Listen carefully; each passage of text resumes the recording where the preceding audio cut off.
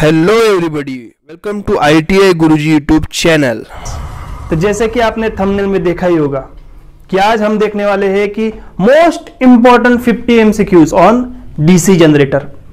DC generator ये जो chapter है उस पे रिलेटेड जो भी एग्जाम में ज्यादातर पूछे जाते हैं वो क्वेश्चंस, कॉम्पिटिटिव एग्जाम हो या ITI की एग्जाम हो, अप्रेंटिसशिप एग्जाम हो, कोई भी एग्जाम जो इलेक्ट्रिशियन के या इलेक्ट्रिकल के रिलेटेड है उसमें डीसी जनरेटर इस चैप्टर में से जो भी मोस्टली आस्क्ड क्वेश्चंस है वो मैं इस वीडियो में डिस्कस करने वाला हूं।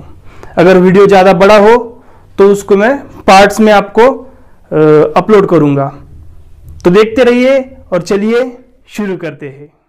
हा एकच व्हिडिओ हिंदीमध्ये शूट केलेला आहे, बाकी सर्व व्हिडिओज मराठीमध्ये शूट करणार आहे। So friends, let's start. हमारा जो क्वेश्चन नंबर 1 है वो क्या है? What is the name of the part of DC generator. ये जो आपको स्क्रीन पर क्वेश्चन दिख रहा है वो क्वेश्चन ये है कि डीसी जनरेटर का ये कौन सा पार्ट है। जो आपको फिगर डायग्राम दिख रही है वो कौन सा पार्ट है। ऑप्शंस है स्टेटर, पोल कोर, पोल शूज और योक और फ्रेम। तो इसका जो सही आंसर है वो क्या है? योक और फ्रेम, ऑप्शन डी, ये इसका करेक्ट आंसर है। इसके बारे में हम ज्यादा डिटेल में भी जानेंगे, अगला क्वेश्चन इससे ही रिलेटेड है।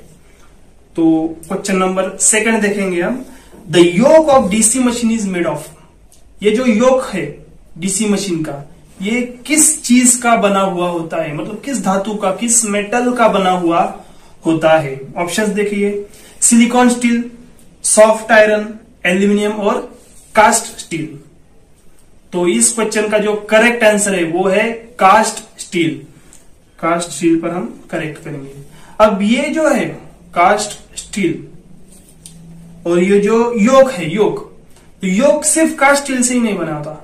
अलग अलग जनरेटर, जैसे कि छोटे जो जनरेटर है वो कास्ट आयरन के बने हुए होते हैं और जो बड़े बड़े जनरेटर होते हैं वो रोल्ड स्टील या फिर कास्ट स्टील के बने हुए होते हैं।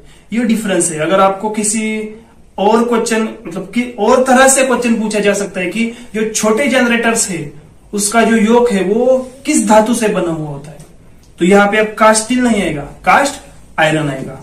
और अगर ऐसा पूछे जाए कि जो बड़े जनरेटर है वो किस धातु से बने हुए थे, तो उसका आंसर क्या आएगा? रोल्ड स्टील और कास्ट स्टील, दोनों में से एक। या फिर अगर दोनों ऑप्शन हो तो both cast steel and rolled steel. तो आई होप आपको ये अच्छी तरह से समझ में आ गया होगा। So let's move to next question. The armature core of the DC machine is made of. DC machine मतलब डीसी जनरेटर का जो आर्मेचर कोर होता है, जैसे कि आप स्क्रीन पर देख सकते हैं, आर्मेचर की जो डायग्राम है वो देख सकते हैं कि आर्मेचर किस तरह का होता है। तो जो आर्मेचर की जो कोर्स है, मतलब आर्मेचर एक पूरा हम सॉलिड पार्ट नहीं होता है, वो स्टैंपिंग्स का बना हुआ होता है। तो जो आर्मेचर मतलब कोर का बना हुआ होता है, तो उसके जो कोर है वो किस चीज के बने हुए होते हैं। सो ऑप्शन नंबर ए है silicon steel, B wrought iron, C cast steel और डी है सॉफ्ट आयरन। तो इस क्वेश्चन का जो सही आंसर है वो है option number A, silicon steel. तो ये क्वेश्चन याद रखिएगा। So let's move to next. अब आपको क्वेश्चन भी दिख रहा है, ऑप्शन भी, और एक फिगर यानी एक ड्राइंग दिख रही है। वो ड्राइंग किस चीज की है वो हमें क्वेश्चन पढ़ने के बाद और उसको डिटेल में जानने के बाद समझ में आ जाएगा। What is the name of the part marked x in DC generator. जो आपको दिख रहा है ड्राइंग, उसमें जो एक्स मार्क किया है वो पार्ट कौन सा है डीसी जनरेटर में। ऑप्शन दिए गए हैं armature core, B brush, C commutator riser और डी कम्यूटेटर सेगमेंट। तो फर्स्ट ऑफ ऑल ये जो पार्ट आपको दिख रहा है वो क्या है? ओवरऑल पार्ट, तो वो है कम्यूटेटर। कम्यूटेटर अब इतना जान गए। अब आगे देखिए, क्वेश्चन की तरफ बढ़ते हैं कि ये जो एक्स पार्ट है, जो आपको एक्स पार्ट दिख रहा है, उसे कहते हैं कम्यूटेटर राइजर। मतलब हमारा ऑप्शन नंबर जो सी है वो करेक्ट आंसर है। अब आगे देखिए, जो ये पार्ट जिसे मैं अभी रेड कलर में शो करता हूं, जो ये पार्ट आपको दिख रहा है यहां पर, वो है कम्यूटेटर सेगमेंट्स। कम्यूटेटर सेगमेंट्स, आपको इस चीज के बारे में भी, मतलब कम्यूटेटर सेगमेंट की तरफ एरो करके ऐसे भी क्वेश्चन पूछ सकते हैं कि ये पार्ट कौन सा है। तो ये कौन सा है? कम्यूटेटर सेगमेंट ये रहे आपके। तो आई होप आपको ये भी क्वेश्चन अच्छी तरह से समझ में आ गया होगा। और अगर आपको ये क्वेश्चन किसी और एग्जाम में पूछा जाए तो आप झट से उसका आंसर दे सकेंगे। So let's move to next question. What is the name mark X in DC generator? जो आपको ड्राइंग दिख रही है उसमें जो एक्स मार्क किया है वो कौन सा पार्ट है? अभी ये फर्स्ट वीडियो है डीसी जनरेटर के रिलेटेड, तो सिर्फ आइडेंटिफिकेशन, पार्ट्स और थोड़ा डिटेल में जानेंगे। जैसे जैसे हम आगे बढ़ेंगे क्वेश्चन और हार्ड होते जाएंगे। तो अगर आप आखिरी तक, मतलब सब पार्ट अगर इस वीडियो के देखेंगे तो डीसी जनरेटर का कोई भी क्वेश्चन आपका मिस नहीं होगा, इसकी गारंटी मैं लेता हूं। तो चलिए आगे बढ़ते हैं। What is the part? जो एक्स मार्क किया है वो पार्ट कौन सा है? ऑप्शन देखिए, पोल टिप, पोल कॉइल, पोल कोर और पोल शू। तो इस क्वेश्चन का जो करेक्ट आंसर है वो है पोल शू। ऑप्शन जो डी है पोल शू, ये करेक्ट आंसर है। अब देखिए क्वेश्चन नंबर 5, और ये जो ऊपर वाला है, मतलब ये जो आपको ये पार्ट जो दिख रहा है ये क्या है? फिर ये है पोल कोर। ये पार्ट पोल कोर और ये पोल शू। तो इस तरह से ये डीसी जनरेटर के पार्ट्स हैं।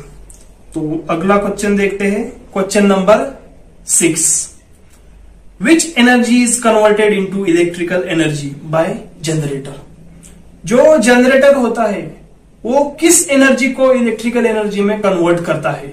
देखिए बहुत ही महत्वपूर्ण, सिंपल और ज्यादा पूछा जाने वाला, मतलब बहुत से एग्जाम में ये क्वेश्चन पूछा गया है। आप देख सकते हैं जैसे कि रेलवेज के एग्जाम हुए, अप्रेंटिसशिप के एग्जाम हुए और आईटीआई की जो सेकेंड एनुअल के एग्जाम है उसमें भी ये क्वेश्चन पूछा गया है। तो देखिए ऑप्शंस देखिए, ए हीट, बी काइनेटिक, सी केमिकल और डी जो है वो मैकेनिकल। मतलब किस एनर्जी को इलेक्ट्रिकल एनर्जी में जो जनरेटर है वो कन्वर्ट करता है। तो उसका सही आंसर जो है वो है डी, मैकेनिकल। तो हमारा नेक्स्ट क्वेश्चन है question number 7। The field coils of DC generator are usually made of? DC generator की जो फील्ड कॉइल होती है वो किस चीज की, किस धातु की बनाई जाती है? सो ऑप्शन ए है माइका, बी कॉपर, सी कास्ट आयरन और डी है कार्बन। तो इसका जो करेक्ट आंसर है वो है कॉपर। इसे सुपर इनेमल्ड कॉपर वायर ऐसे भी कहा जाता है। अगर आपको कॉपर के अलावा सुपर इनेमल्ड कॉपर वायर ऐसा भी अगर ऑप्शन में आया तो आपको वही आंसर टिक करना है या क्लिक करना है, सुपर इनेमल्ड कॉपर वायर या फिर कॉपर। अब ये जो है फील्ड कॉइल्स, फील्ड कॉइल को फील्ड वाइंडिंग ऐसे भी कहते हैं। फील्ड कॉइल और फील्ड वाइंडिंग दोनों एक ही चीज है। और ये जो फील्ड कॉइल्स होती है ये फील्ड पोल जो होता है, फील्ड पोल पर फिक्स होता है। जो पोल कोर होता है, पोल कोर, जैसे कि मैंने आपको पोल शू का जो क्वेश्चन था उसमें बताया था कि पोल शू और पोल कोर, तो उसका जो पोल कोर होता है उस पे जो फील्ड वाइंडिंग है होती है या फील्ड कॉइल्स होते हैं ये लपेटे जाते हैं। सो गॉट इट। सो हमारा नेक्स्ट क्वेश्चन है question number 8। The bearings used to support the rotor shaft are generally? DC generator में जो रोटर शाफ्ट को सपोर्ट के लिए जो बेरिंग यूज की जाती है वो कौन सी बेरिंग होती है? ऑप्शन है ball bearings, B bush bearings, C needle bearings और डी है नन ऑफ द अबव, मतलब इनमें से कोई नहीं। तो इस प्रश्न का जो करेक्ट आंसर है वो क्या है, बॉल बेरिंग्स। जनरली हमारे जो मशीन्स होते हैं उसमें जनरली बॉल बेरिंग्स का ही यूज किया जाता है। तो ये ही बहुत ही इजी और कॉमन क्वेश्चन था, लेकिन बहुत बार पूछा जा चुका है, इसलिए ये टॉप 50 में जरूर आएगा। अब हमारा नेक्स्ट क्वेश्चन देखिए, machine which is use to run a generator is called as, मतलब जो मशीन जनरेटर को चलाने के लिए यूज की जाती है, मतलब शुरू करने के लिए या रन करने के लिए यूज की जाती है, उस मशीन को क्या कहते हैं। तो ऑप्शन देखिए, ट्रेलर, ड्राइवर, प्राइम मूवर या फिर कपलर।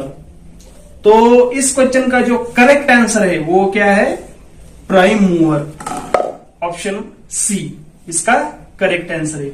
मतलब प्राइम मूवर के जरिए जो जनरेटर है उसको घुमाया जाता है। So let's move to next question. Question number 10। What is the thickness of the lamination of the armature core. जैसे कि मैंने आपको बताया था कि आर्मेचर जो होता है वो आर्मेचर कोर जो होता है वो सिलिकॉन स्टील के बनाए हुए होते हैं, हमने कुछ एक क्वेश्चन में डिस्कस किया। लेकिन वो जो आर्मेचर कोर होते हैं, वो जो आर्मेचर कोर होता है उसकी थिकनेस क्या होती है, ऐसा भी क्वेश्चन पूछा जाता है। तो उसके लिए भी हमें रेडी रहना होगा। तो उसका जो करेक्ट आंसर है इस क्वेश्चन का वो है 0.5 mm। ऑप्शन नंबर डी जो है ये इसका करेक्ट आंसर है। तो चलिए अगले क्वेश्चन की तरफ, जो question number 11। The insulating material use between the commutator segment is normally. Commutator, जैसे कि मैंने आपको तीसरे क्वेश्चन में बताया शायद कि कम्यूटेटर के बारे में हमने डील किया कि कम्यूटेटर के दो पार्ट्स, कम्यूटेटर राइजर और कम्यूटेटर सेगमेंट्स, जैसे कि आप डायग्राम में देख सकते हैं।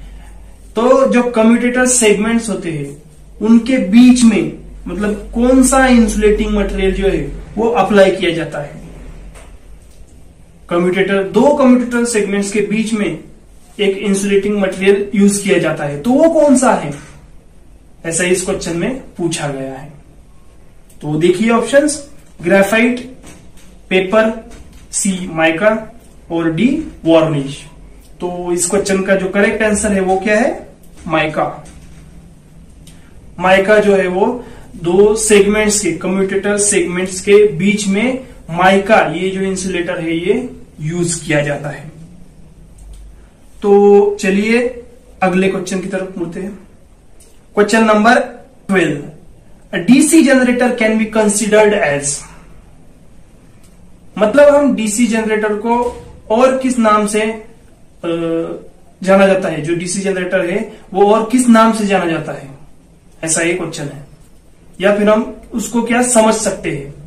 तो ऑप्शन नंबर ए है रेक्टिफायर, बी है प्राइम मूवर, सी है रोटेटिंग एम्पलीफायर और डी है पावर पंप। तो इस क्वेश्चन का सही आंसर क्या है, रोटेटिंग एम्पलीफायर, जो टिक किया कुछ ऑप्शन नंबर सी जो है वो करेक्ट आंसर है कि डीसी जनरेटर को रोटेटिंग एम्पलीफायर भी कहा जाता है। बहुत ही महत्वपूर्ण क्वेश्चन है, इसलिए इसको भूलिएगा मत। Next question is question number 13।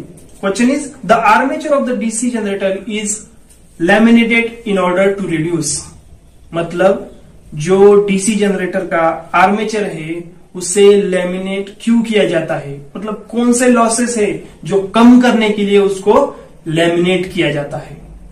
So option number A eddy current loss, B hysteresis loss, C copper losses और डी है फ्रिक्शनल लॉसेस। तो इस क्वेश्चन का जो करेक्ट आंसर है वो है A eddy current losses. Eddy current losses को कम करने के लिए जो आर्मेचर है वो लेमिनेट किया जाता है। चलिए बढ़ते हैं अगले क्वेश्चन की तरफ। Question number 14 is small DC machines generally have dash dash poles, मतलब जो छोटी छोटी डीसी मशीन्स होती है वो कितने पोल्स की होती है। तो बहुत ही ज्यादा पूछे जाने वाला और इजी क्वेश्चन है। तो उसका जो करेक्ट आंसर है वो क्या है, सी, मतलब 2 पोल। जो छोटी छोटी जो मशीन्स होती है डीसी मशीन्स, उनमें 2 पोल्स होते हैं, 2 पोल मशीन होती है वो। तो ध्यान में रखिएगा। और चलिए मुड़ते हैं अगली क्वेश्चन की तरफ। In a DC generator the number of commutator segment is equal to. DC generator में जैसे कि हम कम्यूटेटर के क्वेश्चन देखे, हमने 2 क्वेश्चन देखे, और कम्यूटेटर कैसा होगा, मतलब कैसा होता है, वो भी आपको कुछ समझ में आ गया कि कम्यूटेटर कैसे दिखता है एक्चुअली। तो जो कम्यूटेटर सेगमेंट्स है वो कितने होते हैं। कम्यूटेटर तो देख लिया, आपको पता चल गया कि कम्यूटेटर राइजर कौन से होते हैं और कम्यूटेटर सेगमेंट कौन से होते हैं। तो अब सेगमेंट की जो नंबर ऑफ सेगमेंट्स कितने होते हैं उससे रिलेटेड ये क्वेश्चन है। तो ऑप्शन देखिए, ए है नंबर ऑफ कंडक्टर्स, बी है twice the number of poles, C है नंबर ऑफ कॉइल्स, और डी है नन ऑफ द अबोव। तो इस क्वेश्चन का मतलब कम्यूटेटर सेगमेंट्स कितने होते हैं, उसका करेक्ट आंसर है नंबर ऑफ कॉइल्स। मतलब जितनी कॉइल्स होती है उतने ही कम्यूटेटर सेगमेंट्स होते हैं। ध्यान में रखिएगा, जितनी कॉइल्स उतने ही कम्यूटेटर सेगमेंट्स। तो बढ़ते हैं अगली क्वेश्चन की तरफ। A separately excited DC generator is not in use because. देखो जैसे कि हमने पता है कि जनरेटर के 2 मेन टाइप्स है, एक है सेल्फ एक्साइटेड जनरेटर, दूसरा है सेपरेटली एक्साइटेड जनरेटर। जैसे जैसे हम आगे इन क्वेश्चन की सीरीज में बढ़ेंगे, मैं आपको हर टाइप के क्वेश्चन जो है उससे रिलेटेड जो भी आपको पूछा जाएगा वो उस तरह के क्वेश्चन मैं आपको बताऊंगा और आपसे डिस्कस करूंगा।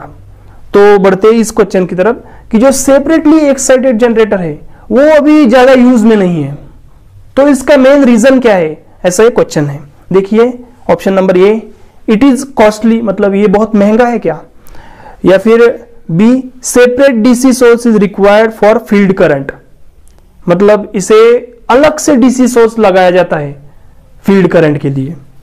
सी, voltage drop considerably with load, मतलब जो वोल्टेज ड्रॉप है वो लोड के हिसाब से होना चाहिए, और D, none of the above. तो इसका जो करेक्ट आंसर है वो है option B, separate DC source is required for field current. मतलब इसकी जो फील्ड वाइंडिंग होती है उसको सप्लाई देने के लिए सेपरेट डीसी सोर्स जो होता है, मतलब डीसी सोर्स जो होता है वो इसके लिए चाहिए होता है। इसलिए अगर सेपरेट डीसी सोर्स ना हुआ तो ये सेपरेटली एक्साइटेड जनरेटर शुरू ही नहीं होता, मतलब वो एक्साइट ही नहीं होता। तो इसके लिए जो करेक्ट आंसर है वो क्या है, उसको बाहर से डीसी सोर्स की आवश्यकता जो है वो होती है। सो फ्रेंड्स, हमने देखे इस वीडियो में most important MCQs on DC generator. इसके आगे भी है अप टू 50 ज्यादा से ज्यादा पूछे जाने वाले। कहां पूछे जाएंगे, चाहे वो आईटीआई का एग्जाम हो या फिर अप्रेंटिस का एग्जाम हो या किसी कॉम्पिटिटिव एग्जाम का, या फिर हम बिजली फील्ड में जाएंगे तो जनको, ट्रांसको या फिर डिस्ट्रीब्यूशन फील्ड का, या रेलवेज में, जहां भी आप एग्जाम इलेक्ट्रिकल फील्ड में एग्जाम के लिए जाएंगे डीसी जनरेटर में ये क्वेश्चन आपको जरूर पूछे जाएंगे। So let's start. तो हमारा जो क्वेश्चन नंबर 17 है वो देखते हैं। Carbon brushes are use in a DC machine because. Carbon brushes जो है वो डीसी मशीन में क्यों यूज होते हैं, क्या रीजन है वो पूछा गया है। तो जैसे कि आप स्क्रीन पर ऑप्शंस देख सकते हैं, carbon lubricant and polishes the commutator, मतलब कार्बन जो है वो लुब्रिकेट करता है और पॉलिश करता है किसको, कम्यूटेटर को।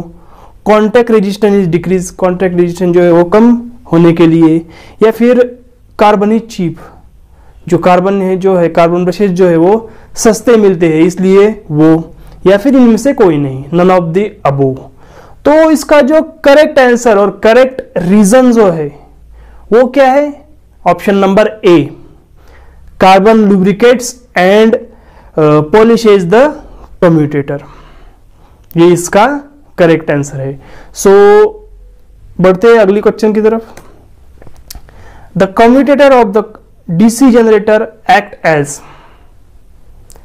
कम्यूटेटर जो होता है डीसी जनरेटर का वो किस तरह एक्ट करता है, मतलब किस तरह बर्ताव करता है, इनमें से ऑप्शंस में से वो हमें पूछा गया है।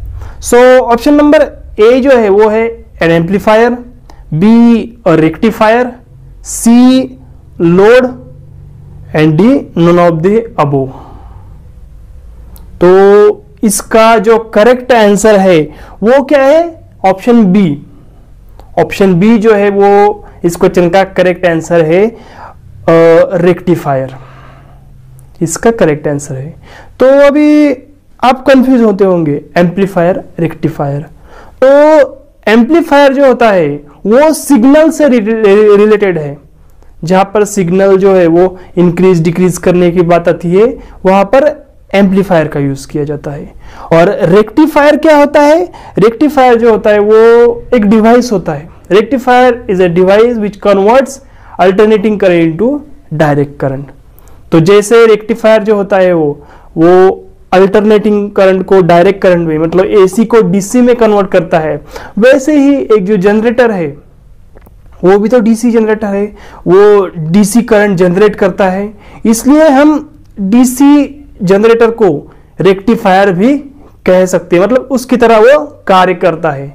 तो इस क्वेश्चन का जो सही आंसर है वो क्या है? Option B, a rectifier. सो बढ़ते हैं अगले क्वेश्चन की तरफ। Question number 19, a shunt generator gives it's voltage at, greatest. जो शंट जनरेटर होता है वो उसका सबसे ज्यादा वोल्टेज कब जनरेट करता है? सबसे ज्यादा वोल्टेज कब जनरेट करता है? ऑप्शंस देखिए, no load, full load, half full load या फिर नन ऑफ द अबोव। तो इसका जो करेक्ट आंसर है वो क्या है? No load. जब डीसी शंट जनरेटर पर कोई भी लोड नहीं होता तब वो क्या होता है? सबसे ज्यादा वोल्टेज जनरेट करता है। So let's move to next question number 20. Fleming's right hand rule is applicable to, Fleming's का जो राइट हैंड रूल है वो किसे एप्लीकेबल है, मतलब किसे वो हम अप्लाई कर सकते हैं? Option A DC motor, B alternator, C transformer और डी डीसी जनरेटर।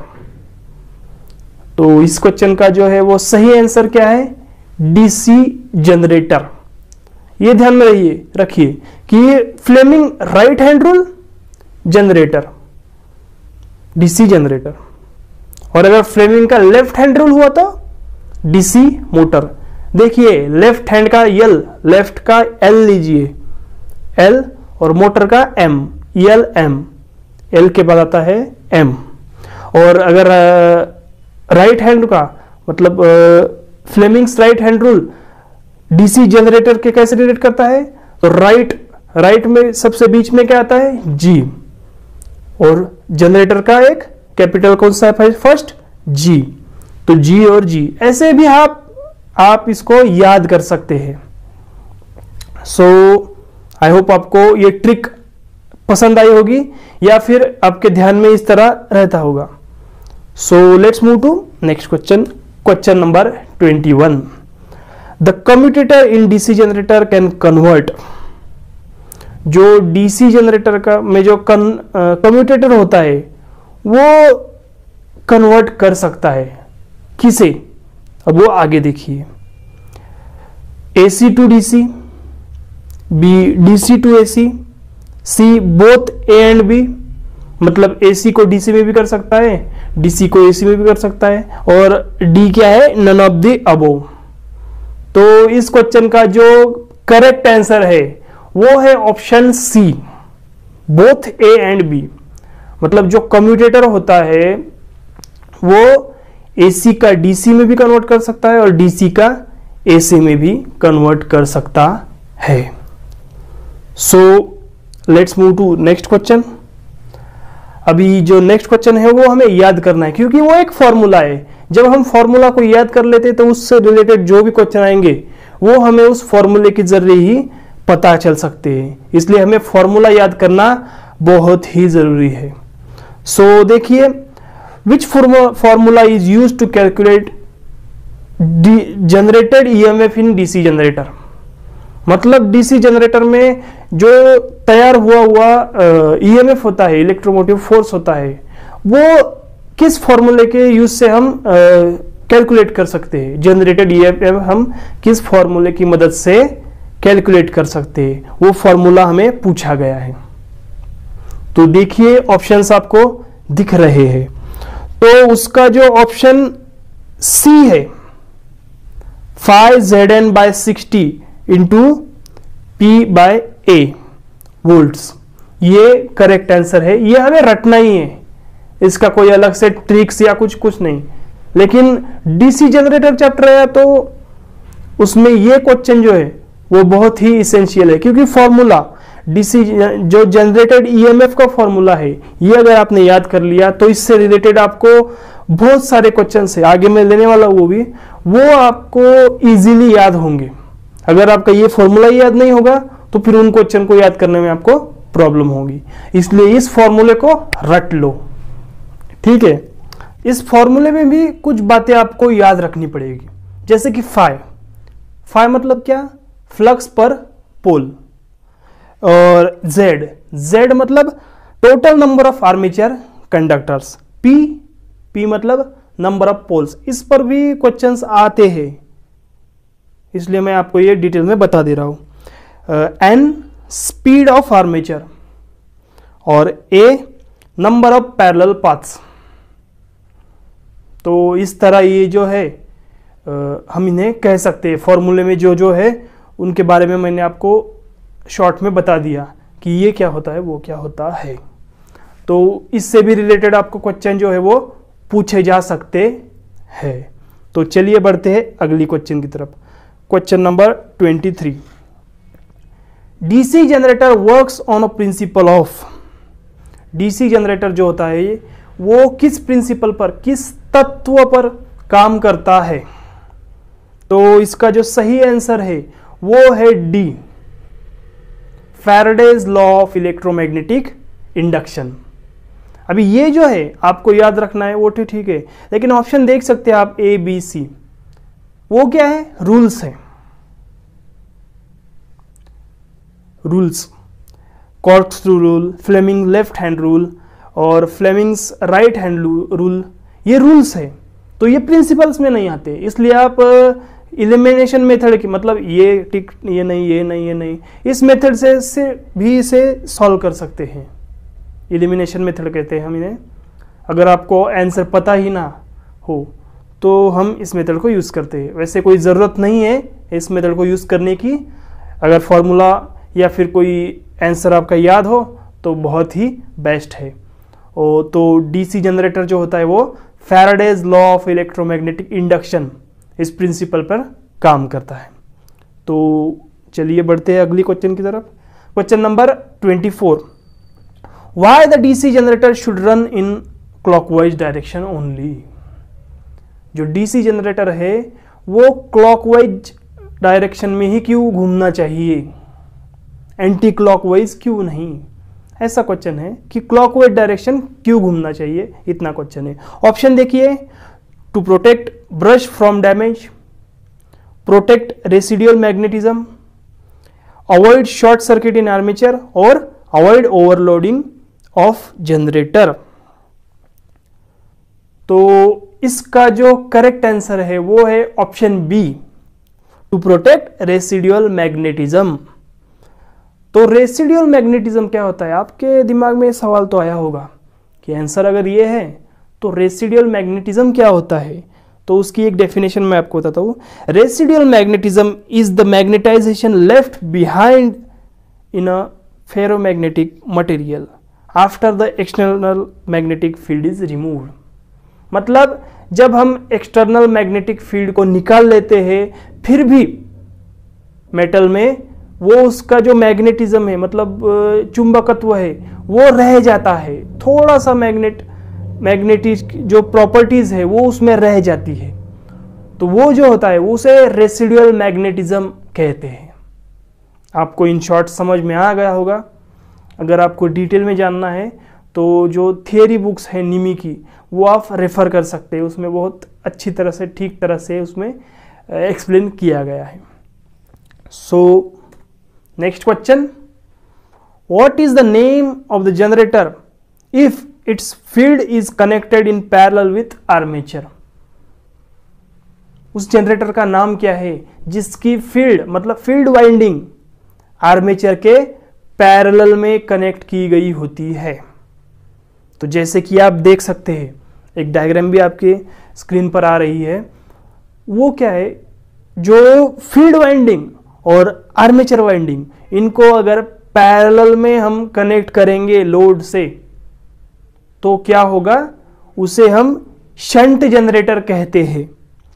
तो इसका करेक्ट आंसर, पैरेलल मतलब शंट में आता है वो, तो इसलिए इसका करेक्ट जो आंसर है वो क्या है, शंट जनरेटर।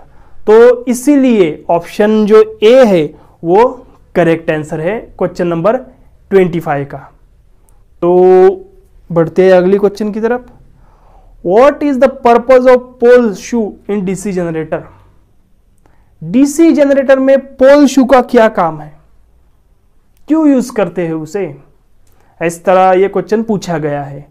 तो ऑप्शंस देखेंगे, to reduce the air gap, increase the field strength, minimize the magnetic losses और spread out flux uniformly in air gap. मतलब एयर गैप कम करना, और ए का मतलब, बी का फील्ड स्ट्रेंथ को बढ़ाना, या फिर मैग्नेटिक लॉस कम करना, या फिर जो फ्लक्सेस है वो सब एयर गैप में ठीक तरह से भरना, स्प्रेड करना। तो उसका जो करेक्ट आंसर है वो है option D, spread out flux uniformly in air gaps. Air gaps में जो है वो फ्लक्स जो है वो ठीक तरह से सप्लाई करना, ये किसका काम है, पोल शू का।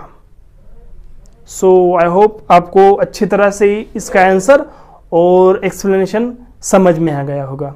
अगर कोई डाउट्स हो तो कमेंट बॉक्स में ज़रूर कमेंट कीजिए, और अगर कोई डीसी जनरेटर से रिलेटेड नया क्वेश्चन हो जो आपको परेशान करता हो, या फिर जिसका आंसर आपके पास नहीं है, या फिर अगर आंसर है तो ऐसा क्यों है, इसका रीज़न ही पता नहीं है, तो आप उस क्वेश्चन को कमेंट बॉक्स में ज़रूर डालिए। अगले वीडियो में मैं उसको ज़रूर लूँगा। सो देखिए, अभी नेक्स्ट क्वेश्चन देखेंगे हम, question number 27। Which type of DC generator you use in long distance distribution lines? जो लॉन्ग डिस्टेंस मतलब ज़्यादा दूर अंतर वाली जो डिस्ट्रीब्यूशन लाइन्स होती है, उनमें हम किस टाइप का डीसी जनरेटर यूज करते हैं?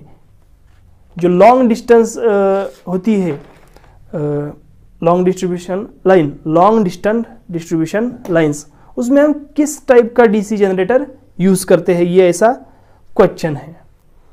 तो ऑप्शंस दिए गए हैं, shunt generator, series generator, differential compound generator और कम्युलेटिव कंपाउंड जनरेटर।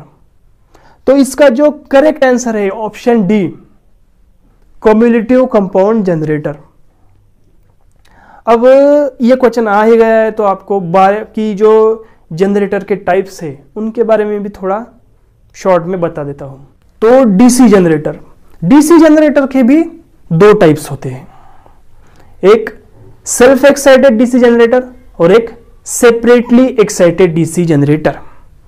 अब जो सेल्फ एक्साइटेड डीसी जनरेटर है उसके तीन टाइप्स आते हैं, एक डीसी सीरीज जनरेटर, दूसरा डीसी शंट जनरेटर और तीसरा डीसी कंपाउंड जनरेटर। अब जो डीसी कंपाउंड जनरेटर है उसके भी दो टाइप्स आते हैं, शॉर्ट शंट कंपाउंड जनरेटर और long shunt compound generator. Short shunt compound generator और लॉन्ग शंट कंपाउंड जनरेटर। अब ये जो शॉर्ट शंट कंपाउंड जनरेटर और लॉन्ग शंट कंपाउंड जनरेटर जो है, उनके फिर से दो दो टाइप्स आते हैं। एक है कम्युलेटिव कंपाउंड जनरेटर, मतलब अगर शॉर्ट शंट में हुआ तो cumulative short shunt compound generator, और दूसरा है differential short shunt compound generator. ये हुए शॉर्ट शंट के। अब लॉन्ग शंट के, cumulative long shunt compound generator, और उसका दूसरा टाइप क्या है, differential long shunt compound generator. तो इतने सारे जो है ये डीसी जनरेटर के जो टाइप्स है, सब टाइप्स है, मेन टाइप्स है, वो मैंने आपके साथ डिस्कस किए इस क्वेश्चन के जरिए।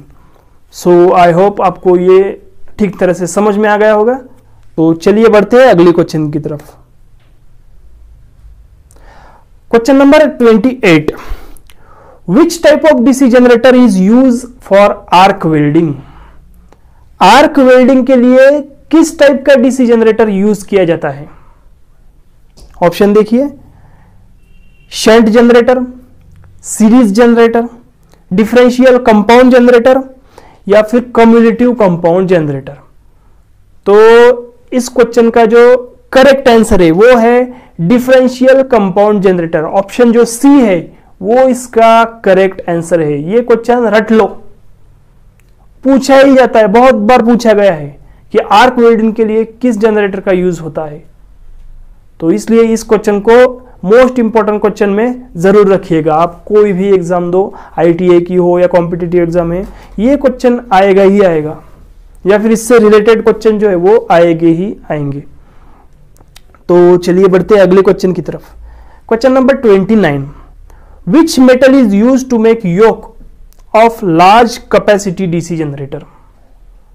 जो बड़े बड़े डीसी जनरेटर है लार्ज कैपेसिटी के, उसका जो योक होता है वो किस मेटल से, किस धातु से बना हुआ होता है? ऐसा क्वेश्चन है। ऑप्शंस देखिए, cast iron, soft iron, aluminium और रोल्ड स्टील। तो इसका करेक्ट आंसर है रोल्ड स्टील। ऑप्शन जो बी है वो करेक्ट आंसर है। मैंने लास्ट वीडियो में भी इससे रिलेटेड एक क्वेश्चन लिया था जिसमें मैंने बताया था कि जो छोटे जनरेटर होते हैं, छोटे जनरेटर मतलब कम कैपेसिटी वाले जनरेटर जो होते हैं, वो उनका जो योक होता है वो कास्ट आयरन का बना हुआ होता है, और जो लार्ज कैपेसिटी जनरेटर होते हैं वो रोल्ड स्टील या फिर कास्ट स्टील के बनाए हुए होते हैं। तो ये बात ध्यान में ध्यान में रखिएगा, ये बात जरूर ध्यान में रखिएगा। और जैसे कि ये क्वेश्चन आया पिछली बार, कौन सा आया था? छोटे जनरेटर का, फिर ये आया लार्ज जनरेटर का। अब ये भी पूछ सकते हैं कि रोल्ड स्टील जो है वो किस जनरेटर को योक बनाने के लिए यूज किया जाता है, तो उसमें भी ऑप्शन आएंगे, large capacity DC generator, small capacity DC generator, या फिर बोथ ए एंड बी, या फिर नन ऑफ द अबव। तो आपको इसमें कंफ्यूज नहीं होना है। सो गॉट इट। आई होप आपको ये डीसी जनरेटर का योक के मेटल के बारे में जो क्वेश्चन आएंगे उसमें आप अभी कंफ्यूज नहीं होंगे। तो चलिए बढ़ते हैं अगले क्वेश्चन की तरफ। Question number 30, what is the effect on DC generator if it is kept ideal for long time? DC generator पे क्या प्रभाव पड़ेगा अगर हमने बहुत दिनों से या बहुत सालों से उसे यूज ही नहीं किया है, ऐसे ही रख दिया है? तो उस पे क्या प्रभाव पड़ेगा, क्या उस पे प्रभाव पड़ेगा, इसका एक क्वेश्चन है इससे related. So a field coil resistance increases, armature resistance increase the armature reaction and losses it's residual magnetism. तो ये ऑप्शन डी जो है ये इसका मतलब मेन जो होगा वो यही होगा कि डीसी जनरेटर अगर ज्यादा वक्त से यूज नहीं किया हो, लॉन्ग टाइम से, तो क्या होगा, वो उसका रेसिडुअल मैग्नेटिज्म जो होता है, मैंने बताया रेसिडुअल मैग्नेटिज्म क्या होता है, तो वो क्या होगा, खो देगा, अपना रेसिडुअल मैग्नेटिज्म खो देगा। अगर हमने डीसी जनरेटर को बहुत ज़्यादा वक्त से मतलब यूज किया नहीं है तो उसका रेसिडुअल मैग्नेटिज्म खो देगा। सो बढ़ते हैं अगले क्वेश्चन की तरफ। Question number 31, the commutator segments are connected to the armature conductors by means of. Commutator segment जो होते हैं वो जो आर्मेचर कंडक्टर्स है, मतलब वाइंडिंग है आर्मेचर की, उससे किस चीज के थ्रू कनेक्ट किए जाते हैं। तो ऐसा ये क्वेश्चन है। ऑप्शंस देखिए, copper lugs, resistance wire, insulation pads और ब्रेजिंग। तो इसका जो करेक्ट आंसर है वो ऑप्शन ए। ऑप्शन ए क्या है? कॉपर लग्स। कॉपर लग्स की मदद से कम्यूटेटर सेगमेंट और आर्मेचर कंडक्टर्स इनको कनेक्ट किया जाता है। सो अगला क्वेश्चन देखते हैं, क्वेश्चन नंबर 32। इन अ 4-पोल डीसी मशीन, इन 4-पोल डीसी मशीन, देखते हैं आगे क्या कहते हैं। 4-पोल डीसी मशीन में A, all 4 poles are north pole, सभी पोल नॉर्थ होते हैं, ये तो आएगा ही नहीं। Alternate poles are north and south, मतलब एक छोड़ के एक जो है वो नॉर्थ और साउथ ऐसा होता है अगर 4 पोल हो तो। All the 4 poles are south pole, मतलब सब पोल साउथ होते हैं, ये भी नहीं आएगा, cancel. 2 north pole follows the 2 south poles, मतलब 2 नॉर्थ पोल फिर उसके बाद 2 साउथ पोल, ऐसा भी नहीं होगा। तो हमारा जो ऑप्शन बी है, alternate poles are north and south, मतलब एक छोड़ के जो एक, मतलब अगर अभी नॉर्थ आया तो यहां पर साउथ, फिर से नॉर्थ, फिर से साउथ, ऐसे अल्टरनेट होता है। तो करेक्ट आंसर ऑप्शन बी। तो चलिए बढ़ते हैं अगले क्वेश्चन की तरफ। Question number 33। So question number 33, what should be the armature resistance in DC machine. DC machine में आर्मेचर रेजिस्टेंस कितना होना चाहिए? आर्मेचर रेजिस्टेंस कितना होना चाहिए? ऑप्शंस देखिए, more than 1 ohm and less than 5 ohm. B, more than 5 ohm less than 10 ohm. C, more than 10 ohm less than 20 ohm. और D, less than 1 ओम। तो इस क्वेश्चन का जो करेक्ट आंसर है वो क्या है? ऑप्शन डी, लेस देन 1 ओम। 1 ओम से भी कम होना चाहिए आर्मेचर रेजिस्टेंस डीसी मशीन्स में। तो चलिए बढ़ते हैं अगले क्वेश्चन की तरफ।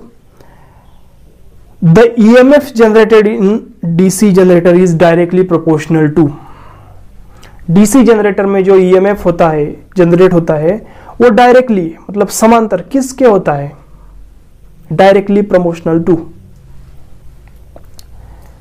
हमने एक फॉर्मूला देखा था, देखो, ईएमएफ जनरेटेड वाला, जनरेटेड ईएमएफ, तो उसमें हमने देखा था डायरेक्टली प्रोपोर्शनल। अभी वो फॉर्मूला और ये क्वेश्चन दोनों सेम ही है। कैसे? उसमें जो था वो इस क्वेश्चन में है। फ्लक्स पर पोल मतलब phi, speed of armature n, number of poles p। तो ये क्या था? अपर था, मतलब डायरेक्टली प्रोपोर्शनल था, इसलिए इसका जो करेक्ट आंसर है वो क्या होगा? Option D, all of the above. तो चलिए बढ़ते हैं अगले क्वेश्चन की तरफ। Question number 35, the purpose of providing dummy coils in a DC generator is. Generator में डमी कॉइल्स डालने का क्या रीजन हो सकता है, क्या पर्पज होता है? ऐसा एक क्वेश्चन है। सो ऑप्शन देखिए, to reduce eddy current losses, to enhance flux density, मतलब फ्लक्स डेंसिटी बढ़ाने के लिए, सी टू एम्पलीफाई वोल्टेज, या फिर D to provide mechanical balance for the rotor. तो ऑप्शन डी जो है वो इसका करेक्ट आंसर है कि जो डमी कॉइल्स है डीसी जनरेटर में, डमी कॉइल्स जो है वो क्यों डालती है या क्यों दिए जाते हैं? To provide mechanical balance for the rotor. Rotor को मैकेनिकल बैलेंस मिलने के लिए ये डमी कॉइल्स जो है वो जनरेटर में डाली जाती है। सो चलिए शुरू करते हैं question number 36, in DC machine stray losses is the sum of, कि जो इन डीसी मशीन में जो स्ट्रे लॉसेस होते हैं वो किसके एडिशन है, मतलब क्या और क्या मिलाकर टोटल स्ट्रे लॉसेस होते हैं, ये क्वेश्चन पूछा गया है। सो ऑप्शन देखिए, total copper loss and mechanical loss, और आर्मेचर कॉपर लॉस और आयरन लॉस, सी है शंट फील्ड कॉपर लॉस और मैकेनिकल लॉस, और डी है iron loss and mechanical loss. तो इस क्वेश्चन का जो आपको क्वेश्चन दिख रहा है स्क्रीन पर, इसका जो सही आंसर है वो है ऑप्शन डी, आयरन लॉस और मैकेनिकल लॉस। इनको मिलाकर जो लॉसेस होते हैं वो कौन से होते हैं, स्ट्रे लॉसेस। अब जो आयरन लॉस है, आयरन लॉस को ही कोर लॉसेस या फिर मैग्नेटिक लॉसेस ऐसा भी कहा जाता है। नोट करके रखिएगा, आयरन लॉस जो लॉसेस है उनको कोर लॉसेस या फिर मैग्नेटिक लॉसेस ऐसा भी कहा जाता है। और जो मैकेनिकल लॉसेस होते हैं, मैकेनिकल लॉसेस को हम फ्रिक्शन लॉसेस ऐसे भी कहते हैं। मैकेनिकल में क्या आएगा, फ्रिक्शन। सो ये था इसका एक्सप्लेनेशन और आंसर था iron loss and mechanical loss. So बढ़ते हैं अगले क्वेश्चन की तरफ। Question number 37, equalizer rings are required in case armature is, DC generator में जो इक्वलाइजर रिंग्स होते हैं उनका क्यों जरूरत होती है, उनकी जरूरत क्यों होती है आर्मेचर में। तो वही पूछा गया है, अगर आर्मेचर को किस वाइंडिंग में, मतलब किस तरह की वाइंडिंग जो है वो आर्मेचर में होती है, तब इक्वलाइजर रिंग जो है वो यूज होते हैं। सो ऑप्शन देखिए, wave wound, lap wound, delta wound और ड्यूप्लेक्स वाउंड। तो इस क्वेश्चन का जो सही आंसर है वो है ऑप्शन बी, लैप वाउंड। जब लैप वाइंडिंग होती है तभी इक्वलाइजर रिंग्स की आवश्यकता होती है। तो ये था इस क्वेश्चन का सही आंसर, याद रखिएगा। चलिए बढ़ते हैं अगली क्वेश्चन की तरफ। क्वेश्चन नंबर 38 देखिए क्वेश्चन क्या है, welding generator will have, options देखिए, lap winding, wave winding, delta winding और ड्यूप्लेक्स वेव वाइंडिंग। जो वेल्डिंग जनरेटर होते हैं उनमें कौन सी वाइंडिंग की जाती है। तो इस क्वेश्चन का भी सही आंसर है ऑप्शन ए, लैप वाइंडिंग। इस क्वेश्चन का भी आंसर क्या है, लैप वाइंडिंग। जो वेल्डिंग जनरेटर होते हैं उनमें क्या होता है, लैप वाइंडिंग की जाती है। ये इसका सही आंसर है और थोड़ा थ्योरेटिकली है, इसलिए इस क्वेश्चन को आपको याद ही रखना है, भूलना नहीं। सो चलिए बढ़ते हैं अगली क्वेश्चन की तरफ। Question number 39, permanence is the reciprocal of, permanence is the reciprocal of, कि परमानेंस जो है वो किस चीज का रेसिप्रोकल है, मतलब विरुद्ध है, उल्टा है। ऑप्शंस देखिए, flux density, reluctance, armature ampere turns और रेजिस्टेंस। तो इस क्वेश्चन का जो सही आंसर है वो है ऑप्शन बी, रिलक्टेंस। तो चलिए थोड़ा डिटेल में जानते हैं इस क्वेश्चन को कि परमानेंस क्या होता है और रिलक्टेंस क्या होता है। तो जो रिलक्टेंस होता है वो क्या होता है, opposition offered in a magnetic circuit to magnetic flux. जो विरोध होता है मैग्नेटिक सर्किट में मैग्नेटिक फ्लक्स को, उसे क्या कहते हैं, रिलक्टेंस कहते हैं। और परमानेंस किसे कहते हैं, ये एक मेजर है, किस चीज का मेजर है, the quantity of magnetic flux. Flux की जो गिनती है, मतलब फ्लक्स की जो क्वांटिटी है वो मेजर करने का ये एक यूनिट है, इसे हम परमानेंस कहते हैं। ये जो दो डेफिनेशंस है ये जरूर ध्यान में रखिएगा, इनमें भी रिलेटेड जो सवाल होते हैं एग्जाम में वो पूछे जा सकते हैं। तो चलिए बढ़ते हैं अगले क्वेश्चन की तरफ।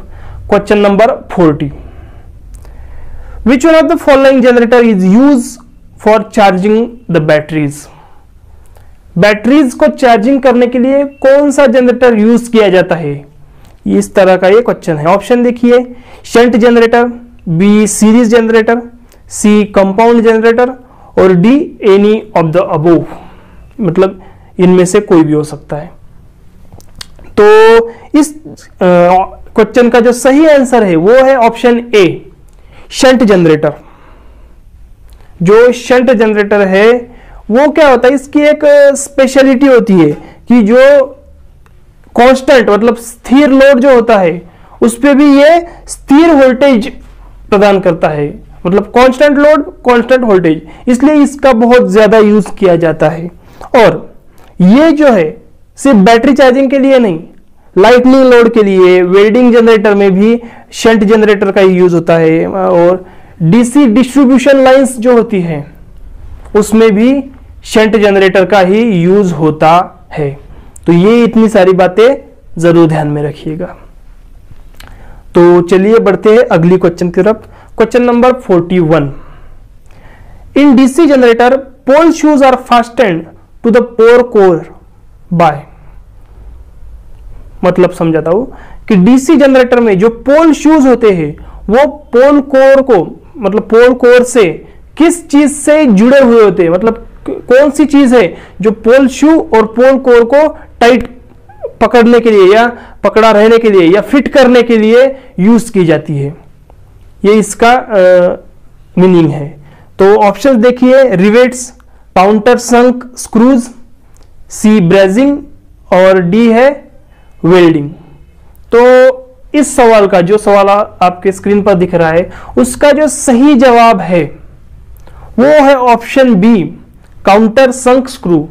जो पोल शू है और पोल कोर है वो काउंटर संक स्क्रू की मदद से फास्टेन किया होता है, मतलब टाइट किया होता है, जोड़ा जाता है। ये इसका सही जवाब और सही एक्सप्लेनेशन है। अगर आपको कोई पूछे तो इसी तरह से ही आपको जवाब देना है, ओरली हो या फिर अगर एग्जाम में आया क्वेश्चन तो यही जवाब आपको देना है। इसमें बहुत से जो स्टूडेंट्स हैं वो कंफ्यूज हो जाते हैं कि रिविट से होगा या फिर वेल्डिंग करते होगे, तो नहीं, ऐसा कुछ नहीं। ये क्या है, काउंटर संक स्क्रू की मदद से ये जो है वो फिट किए जाते हैं, फास्टेन किए जाते हैं। एक वर्ड है इसके लिए, फास्टेन, मतलब टाइट किए जाते हैं। तो चलिए बढ़ते हैं अगले क्वेश्चन की तरफ। तो क्वेश्चन नंबर 42।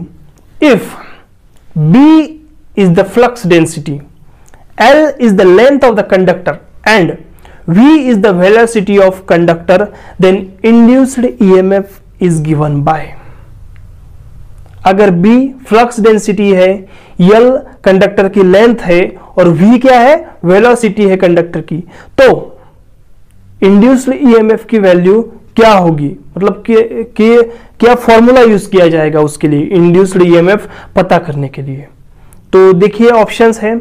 पहला option A BLV, option B BLV square, C BL square V और option D BL square V square. तो इसका जो सही आंसर है वो है ऑप्शन ए BLV। अगर ये तीनों चीजें दी गई हो, B दिया हो, L दिया हो और V दिया हो, तो फॉर्मूला कौन सा होगा, BLV। तो ये फॉर्मूला है, इसलिए आपको याद रखना है। अगर इससे रिलेटेड कोई एग्जांपल भी पूछ लिया जाए, अभी यहाँ पे नंबर जो कैपिटल लेटर्स है, लेटर्स में दिया गया है, B है, small letter L, small letter V दिया है, इनकी जगह वैल्यूज भी हो सकते हैं।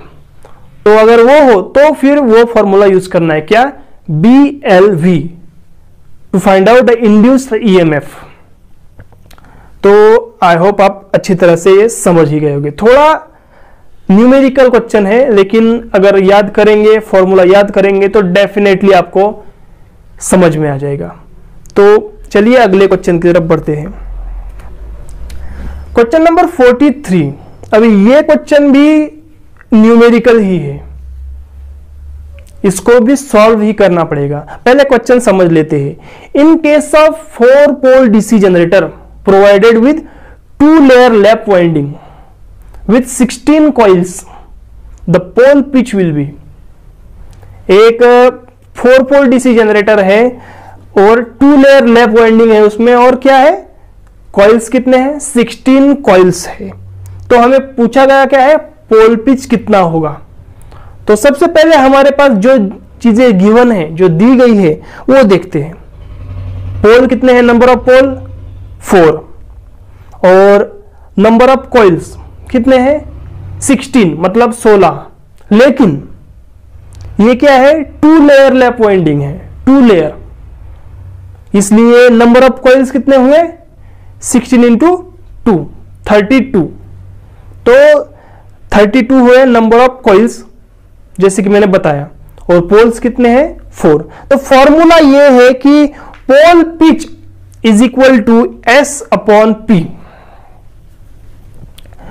क्या बोला उन्हें, pole pitch is equal to S upon P. अब यहां पे एस क्या हुआ, एस की कीमत क्या हुई, तो देखिए एस मतलब number of slots,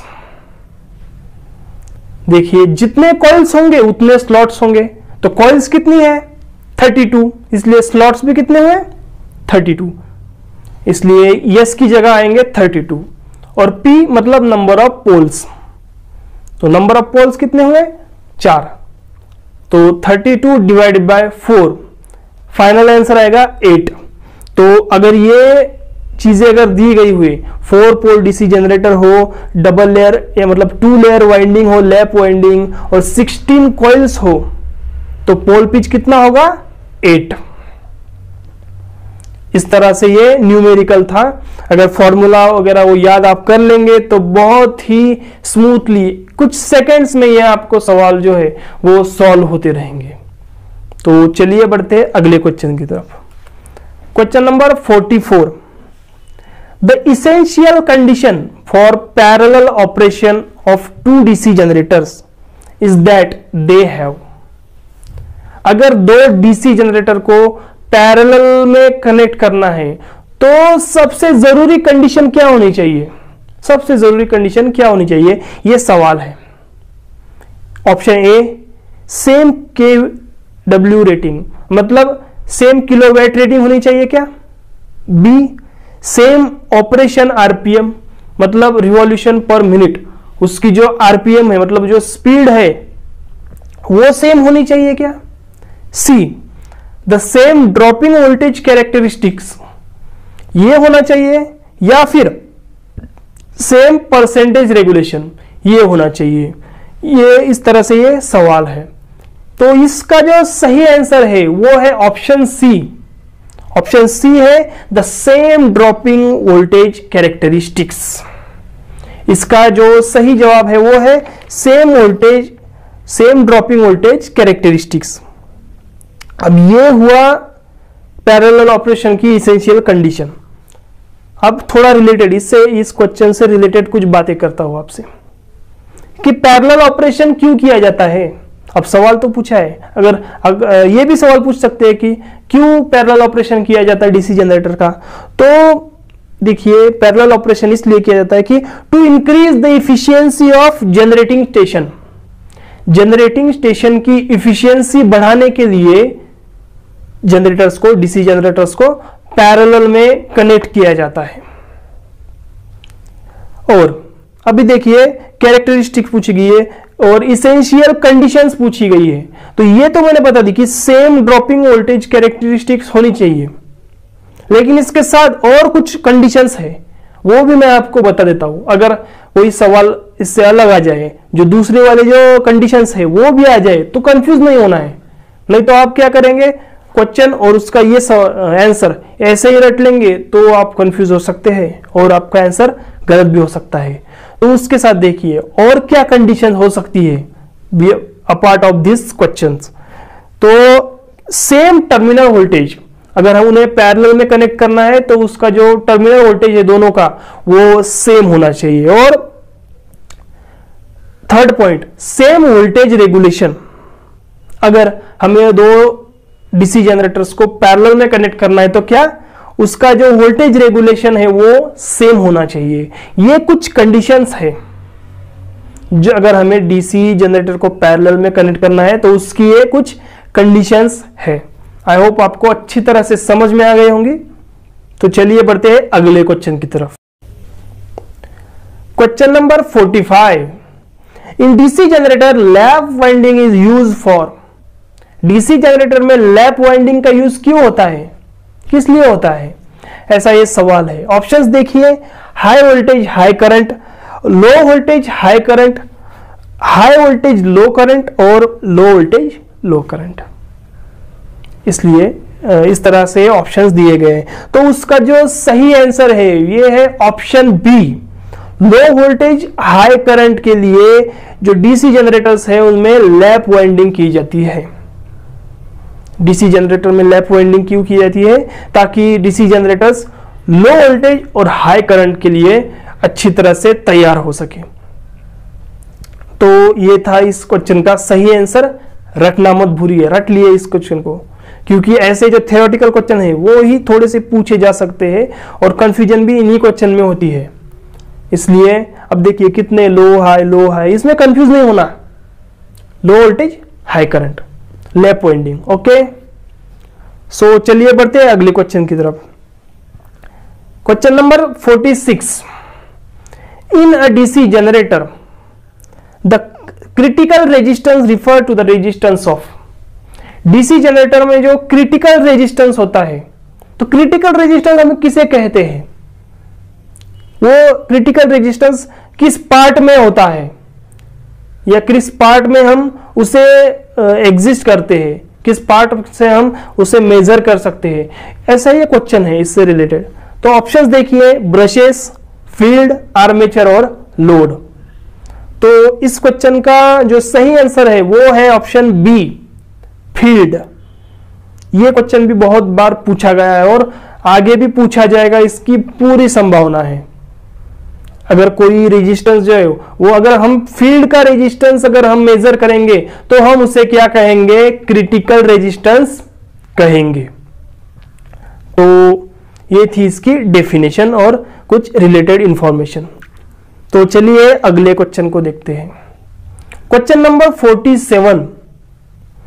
commutator in DC generator is use for. DC generator में कम्यूटेटर क्यों यूज किया जाता है? मैंने वीडियो जो most important 50 MCQs DC generator का पहला वीडियो है उसमें भी कम्यूटेटर से रिलेटेड 2-3 सवाल लिए हैं और जो ज्यादा पूछे जाते हैं वही सवाल लिए हैं और जो पीछे पूछे जाएंगे उसकी भी पूरी संभावना है। तो वही एक कम्यूटेटर से रिलेटेड सवाल है यहां पर कि कम्यूटेटर डीसी जनरेटर में क्यों यूज किया जाता है। ऑप्शंस देखिए, A to collecting current, B reduce losses, C increase efficiency और D convert AC armature current into DC. तो जैसे कि हमें पता है या फिर अगर पता नहीं हो तो पता रखिए कि जो कम्यूटेटर जो है वो एसी आर्मेचर करंट को डीसी करंट में कन्वर्ट करता है। यही कम्यूटेटर का काम है, एसी को डीसी में कन्वर्ट करना, यह कम्यूटेटर का काम है। बस यही बात दिमाग में रखिए। डीसी जनरेटर में कम्यूटेटर का कार्य क्या होता है? एसी को डीसी में कन्वर्ट करना। इस अगर सेंटेंस को आप याद रखोगे तो कोई भी इससे रिलेटेड होगा क्वेश्चन वो आप चुटकी में सॉल्व करोगे कुछ सेकेंड्स में। तो चलिए बढ़ते हैं अगले क्वेश्चन की तरफ। Question number 48। DC generator without commutator is a. देखिए हमने लास्ट क्वेश्चन देखा उसमें कम्यूटेटर था, कम्यूटेटर का काम देखा जो एसी को डीसी में कन्वर्ट करता है। लेकिन अगर कोई डीसी जनरेटर हो, कोई जनरेटर हो उसमें कम्यूटेटर ही नहीं है तो हम उसे क्या कहेंगे या फिर वो क्या कहलाएगा? ऐसा ये सवाल है। देखिए options, A AC generator, B DC motor, C AC generator, D induction motor. Sorry little mistake, जो ऑप्शन ए है वो डीसी जनरेटर है। Okay, DC generator, DC motor, AC generator और इंडक्शन मोटर। तो इस सवाल का जो सही जवाब है वो है एसी जनरेटर। ऑप्शन सी जो है वो इसका करेक्ट आंसर है।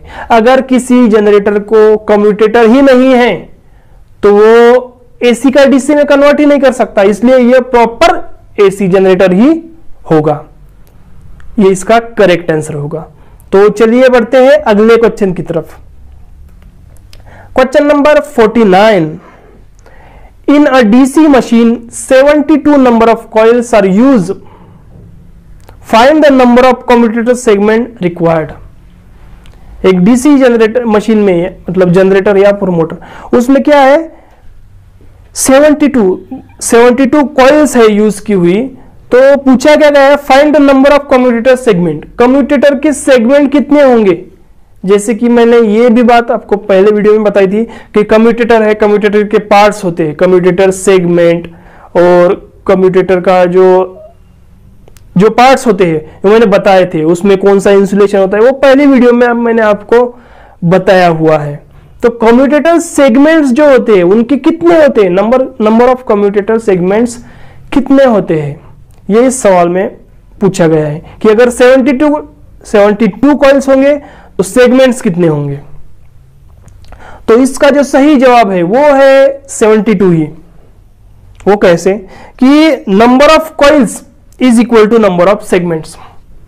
अगर यहां पे 36 होते कॉइल्स तो सेगमेंट भी 36, इसलिए जितने कॉइल्स होंगे उतने ही सेगमेंट होंगे।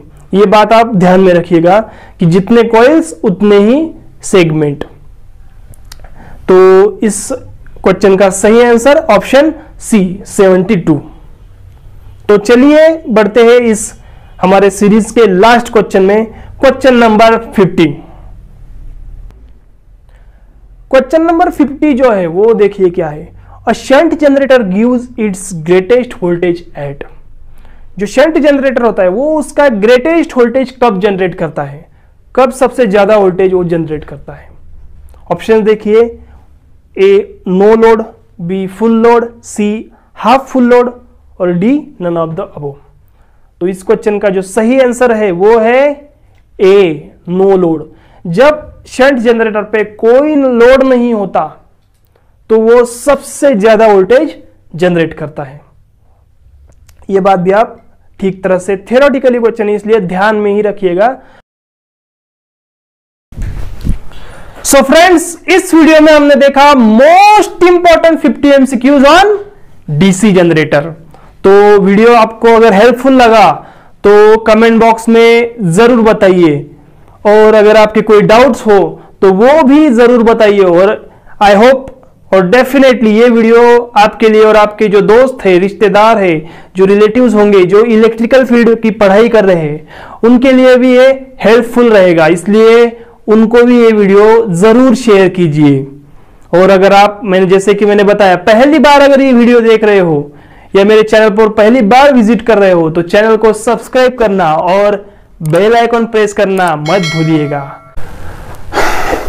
तो चलिए मिलते हैं अगले वीडियो में नए टॉपिक के साथ। तब तक के लिए स्टे सेफ, स्टे होम। धन्यवाद।